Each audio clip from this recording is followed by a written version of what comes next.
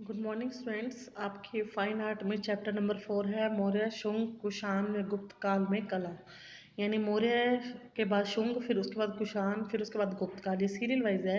तो इस सब में जो कला थी, किस तरह से उनका प्रसार होता रहा और किस तरह से उनका पूरे भारत में सब जगह से उनकी जो कला थी बड़ी प्रसिद्धि फैल चुकी थी। तो ये इन्होंने इस चैप्टर में 4 काल है, उनका वन बाय वन सारा बताया है। तो अगर हम मौर्य काल से स्टार्ट करते हैं तो मौर्य काल में भारत में जो कला का काफ़ी तेज़ी से प्रसार हुआ था, और जिसमें अशोक, जो राजा अशोक थे, उनका सबसे योगदान मेन था, जिन्होंने बौद्ध धर्म के प्रचार में भी विश्व विख्याति प्राप्त की थी। यानी बौद्ध धर्म का प्रचार करने में भी अशोक का बहुत ज़्यादा योगदान रहा था। अशोक राजा वही थे जिन्होंने बाद में युद्ध को त्याग दिया था, और उसके बाद वे कला साहित्य इस क्षेत्र में अपना योगदान देने में लग गए थे।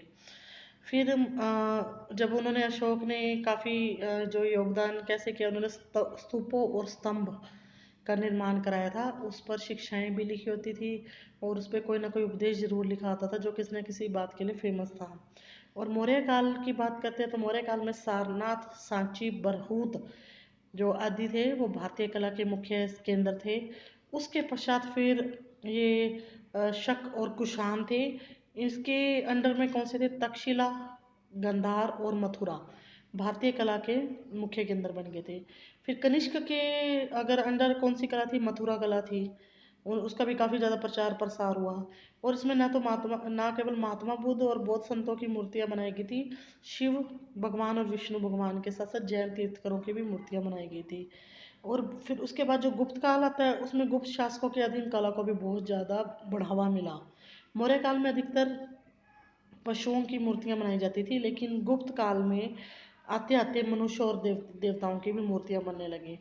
फिर जो मथुरा से प्राप्त हुई थी, उसमें एक सबसे फेमस मूर्ति थी खड़े बुद्ध की मूर्ति, यानी भगवान बुद्ध की खड़े जो होए की जो मूर्ति थी, जिसमें उनके खड़े दिखाया गया है, वो गुप्त काल की जो शिल्प कला की उत्तमता का प्रसिद्ध उदाहरण है। यानी वहाँ की तब फेमस यही कला थी।